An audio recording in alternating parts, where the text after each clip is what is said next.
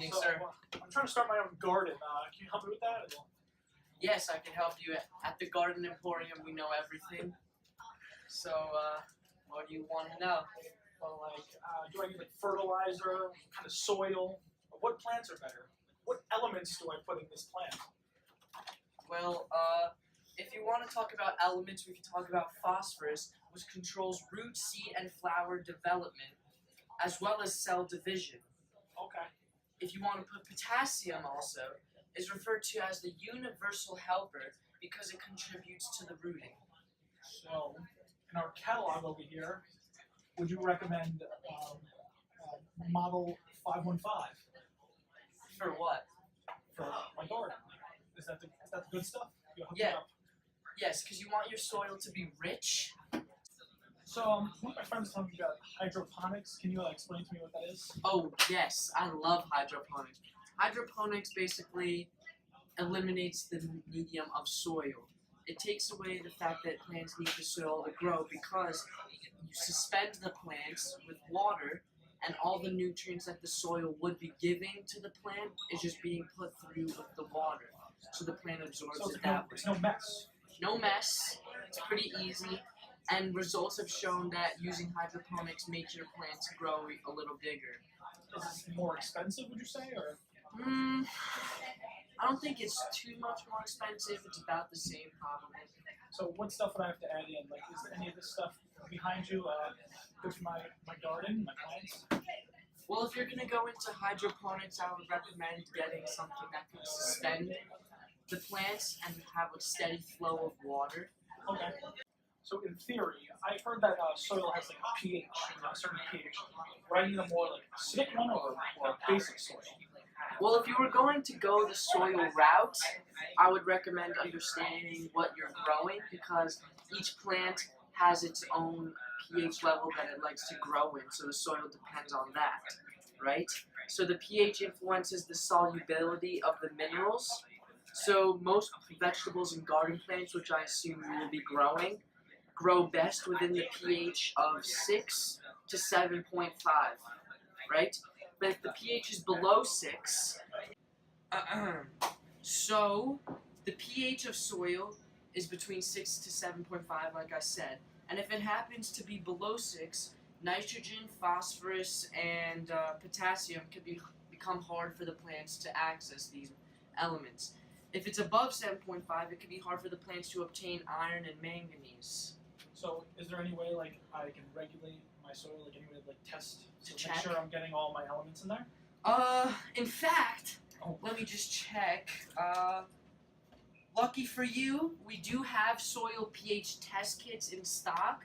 They're very easy to use. Let me just. Thank you. And let me just tell you, if you're not liking the pH of your soil, adding limestone to your soil could increase the alkalinity. However, if you want to increase the acidity, you could add sulfur products. Is there any sort of soil that comes already more acidic or more basic? Or? Yeah, just depending on what you're wanting to buy. I could look into it and we could get anything you want. From here, I believe it's that red pack right there. That looks efficient. Right here? Yep. This is what you want? Yep. Alright, the pH on this is about 7. That's good. Right in the middle for you. Love it. Thank you. So going back to the elements, you mentioned something about nitrogen. I know there's the nitrogen cycle and the nitrogen fixation. How does that affect my plants? Well, the nitrogen cycle is something you probably learned about when you were a kid, but it is used by many organisms to carry out the functions of life. It is very important. But in the gaseous state, nitrogen is unusable to life forms, so it first must be converted or fixed, as people say. So the process of converting nitrogen is called nitrogen fixation, and there are special bacteria that do this. They convert it from its gaseous form into the fixed form, and after it's fixed, then it can be absorbed and used by the plants and others and any other organisms. So nitrogen helps the plants because of it increases the chlorophyll, which is how the plants obtain like energy and converting food and stuff into energy for themselves. So nitrogen is very important for the plants. And if you want to increase the nitrogen, you could purchase some manure. Okay.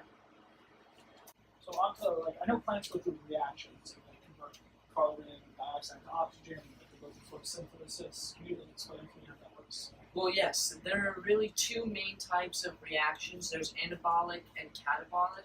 Anabolic reactions are reactions that use up energy and make smaller molecules. They put them together to make larger molecules. For example, would be photosynthesis, which is what you were just talking about, which converts carbon dioxide and water into glucose and oxygen. Right? Another example of an anabolic reaction would be protein synthesis, where it takes up many amino acids and creates a giant protein molecule, right? And the opposite of that would be catabolic reactions, which take larger things and break them down into smaller molecules. For example, cellular respiration. So is there like a way I can maximize that? Is there a way I can maximize the photosynthesis or the cellular respiration? Let's pause. To go off of that, if you want to increase photosynthesis, you want to maybe water your plants more, maximize sunlight. And if you're looking to grow a lot in your garden and grow big plants and stuff, maybe you want to maximize the sunlight with a greenhouse, which uses artificial light so that the photosynthesis can go on even in the day, even in the night. So I know there's like two types of farming. You have like organic farming, which is more like kind of like somebody in their backyard growing crops, and there's also like industrialized farming, or like large scale farming, where it's like big farms and they just grow crops and just have big fields. So can you like explain to me what you think is better for my garden? We get many questions on this, and between organic and industrialized farming, there's many pros and cons. To go into organic pros, it could support healthy soil because it recognizes the importance of soil health and soil protection required for your healthy plants. Because if your soil is fertile, you're going to get the healthiest plants, right? And organic techniques can also help to restore degraded soils and reduce the erosion. So organic really complements the soil, and it's very resistant to pests and diseases.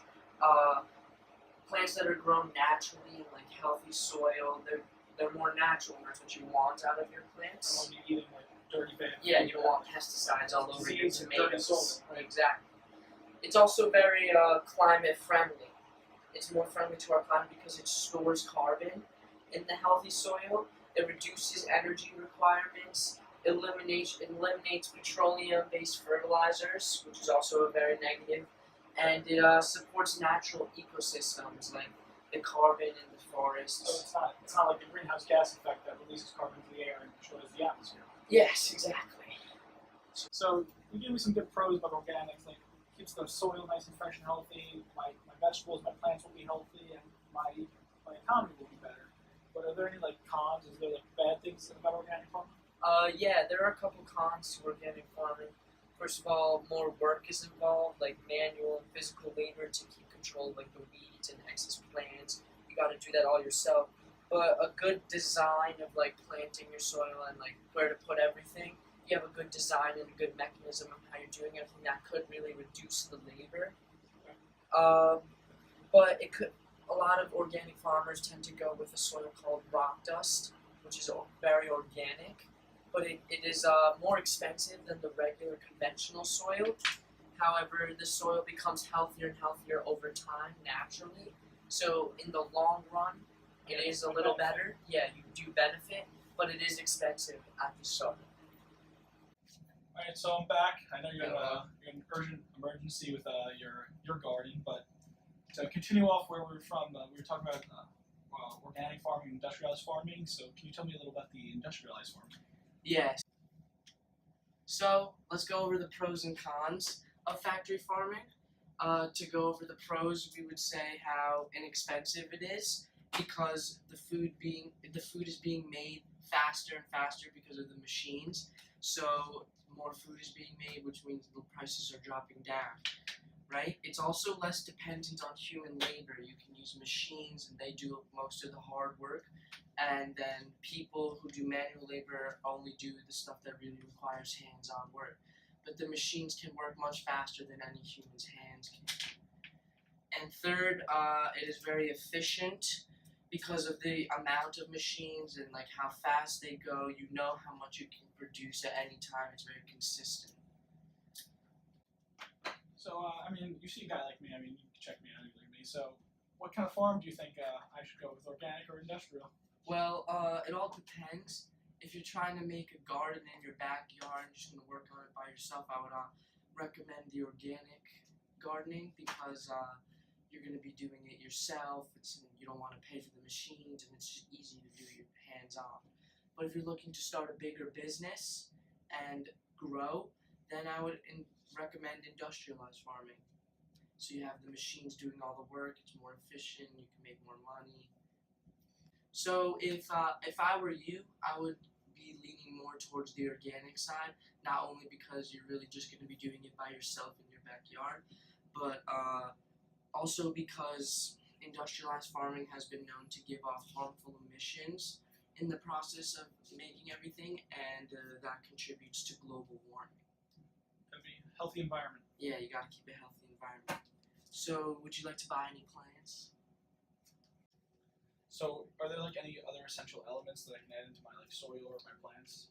Well, we went through most of them, but what's left is magnesium. If you want to be able to add more magnesium, which would help the chlorophyll, and chlorophyll and magnesium really work together and help the plant grow.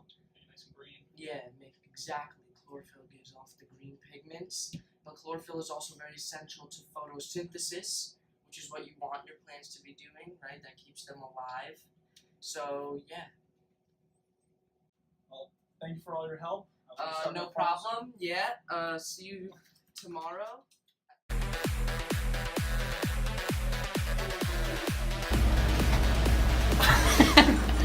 So those all sound like good things. I know we keep a good, healthy soil. I'm not going to be eating diseased foods, and I keep the economy really good. But is there anything like bad about organic farming? Are there any cons?